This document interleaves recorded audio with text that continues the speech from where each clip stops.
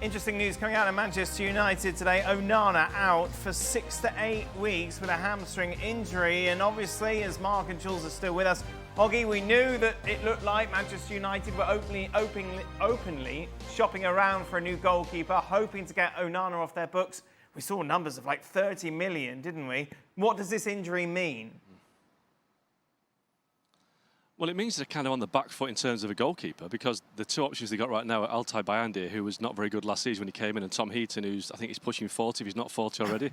He's not played for about 3 years. Now, we do know that Onana is available, and Jules might have a better idea about Monaco's interest, but I don't think Monaco will pay £30 million for him. But while United have been waiting to find out what's happening, we know that they like Emi Martinez at Aston Villa. He'd be the obvious solution, but a lot of good goalkeepers have already gone. You know, Joan Garcia's left Espanyol for Barcelona. Mark Flecken left Brentford to go to Leverkusen. We've seen Quevin Kelleher leave Liverpool for Brentford. We've seen even Kepa move to Arsenal. So some good goalkeepers have gone. So it means that United now, if they don't get Emi Martinez, which is, you know, it's not going to be easy, then they've got a problem. And it seems to be, before a ball's even been kicked, the same old story at Man United, injuries and, you know, lack of planning. So right now they've got two goalkeepers who aren't up to the job.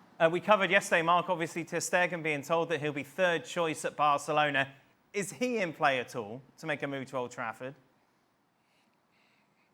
He could be, but he's not played. I mean, he's not played for about a year, has he? So I think if ter Stegen is the option, that would be, I think he'd be way down the list, because that would be a gamble. United have made a lot of gambles over the years. Obviously, ter Stegen's a great goalkeeper when he's at the top of his game and he's fit, but he's not played for a long time at any real level. So I think ter Stegen would be a concern if United ended up with ter Stegen probably at the end of August when they're panicking. Robbo, you said you take ter Stegen. No, I yesterday. said I would prefer him out because I wouldn't take Martinez. I don't.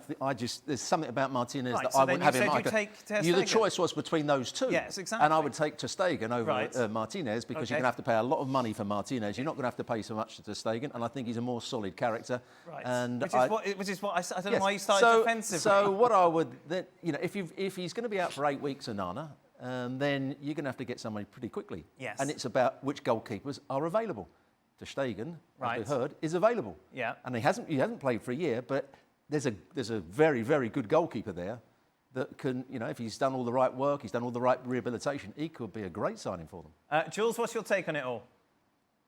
I mean, the first one is, I'm not sure how you can get injured on your second or third day, or maybe a week in your preseason. I find that hard to understand, really, unless Onana was not fit when he returned to go to preseason.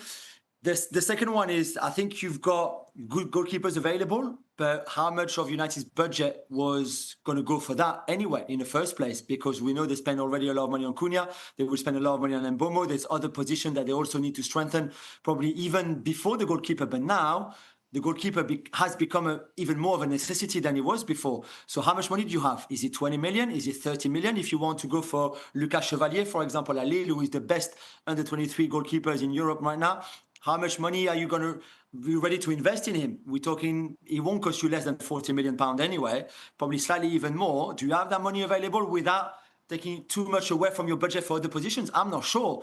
So do you do a goalkeeper on a cheap? And who is cheap right now, the goalkeeper that would be good enough for United? Who's going to be in goal at the start of the season for United, Mark? Good question. I mean, it'll be Altay Bayandi at this stage, unless they get somebody in. I wouldn't have any confidence, because like Jules said, United have got other priorities. Well, the priorities that have changed, obviously, with the goalkeeper being injured, but they haven't got a lot of money to throw around. So unless they can get players out, and they've got a few players that they're happy to get rid of, Marcus Rashford, Alejandro Garnacho, Anthony, Jadon Sancho, etc., they're going to find it hard to bring people in. So they need to get people out, but that is difficult because clubs know that United are desperate, so they're not going to make a move now. They're going to keep United waiting. So United are in a bit of a position here because they haven't got a lot of money to spend, and they haven't got a lot of time on their hands, because the Premier League season starts in, what, 4 or 5 weeks? 4 or 5 weeks as well for Arsenal to find a striker. Jules, tell us the latest on Gyokeres and what's going on with regards to his situation in Portugal at the moment.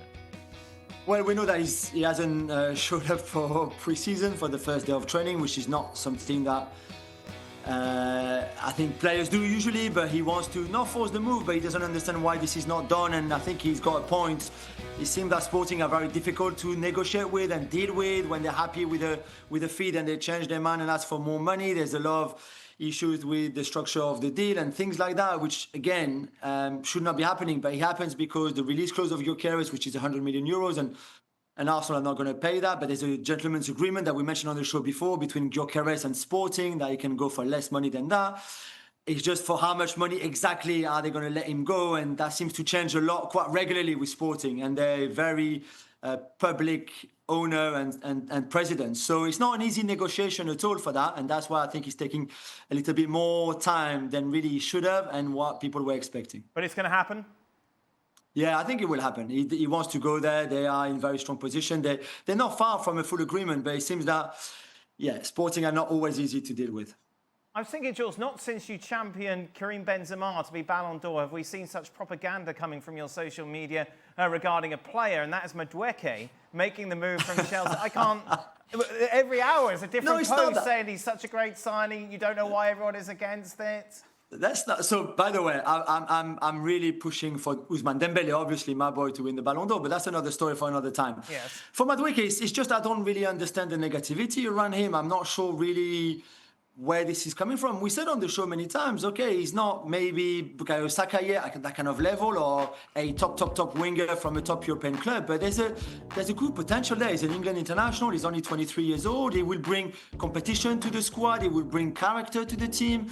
Different options for Arteta. This is good, and I just this hashtag about no to Madueke. No, I think this is pretty harsh on him, to be fair. So that's all I was saying. I think Arsenal fans are being really harsh with this signing, and maybe the timing is not right. If Gyokeres was already an Arsenal player, and then they were going to sign Madueke, that would have gone down better with fans. I understand that, but I think Gyokeres will happen, and I think Madueke is not a bad signing. And just to finish on that, if you're a top European club, 50 million, even for a squad player, is what you pay. If you look at Liverpool, City, PSG, they've got players. Barcola is on the bench for PSG every single game. It costs you 50 million. It's the same for all the top clubs. You've got, when you need to build that depth in the squad, you need to buy a player at that price, even if they're not guaranteed starters. Jules, what was the first thing in your head when you heard that Arsenal were going to sign Madueke? Was the first thing in your head not, why are they letting him go? What, Chelsea? Yeah, but Chelsea need money. They need to bring money in for the spending that they have, which I understand. And that's the reason. And maybe they think 50 million, which, by the way, it's 50 million. It's a good amount for somebody who bought for 30 million 2 years ago. I get that, Stevie. But I think that's the price for wingers right now. It was maybe not the case 2 years ago. But right now, every winger will go for similar price.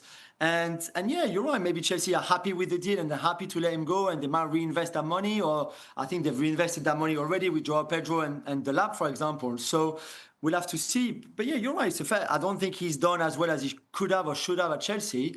I still don't think it's a bad signing for Arsenal. And where do you stand on this hashtag campaign, Robert? He's inconsistent, but I've seen him have some great games.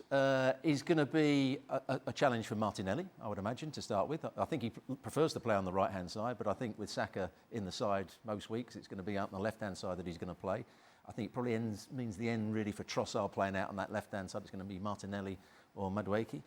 But it improves the squad, and that's what we've been saying with Arsenal at times. They've got a good first team without a centre-forward, but when they had injuries, the squad wasn't quite big enough, and that's improved the squad. And if Martinelli doesn't play particularly well or Saka gets injured, you've got a quality or big enough player to come in and fill the gaps. So I think it's okay. Mark, that's it, isn't it? Last show for you with us. Beautiful stuff. Thank you very much. You're going to stock up on Hershey's, really, to take home. Yeah, I don't know. I may not do it after the game tomorrow, the big game. I don't know. You might see me again tomorrow, Dan. Who knows, of course, after the final. Oh, you're right. Exactly. Well, Jules, thank you very much for joining us. Jules, of course, in Switzerland, covering the Women's Euros, which, of course, is going on at the moment. Just a reminder, plenty of content regarding transfers over on Transfer Talk. That is available over on our website.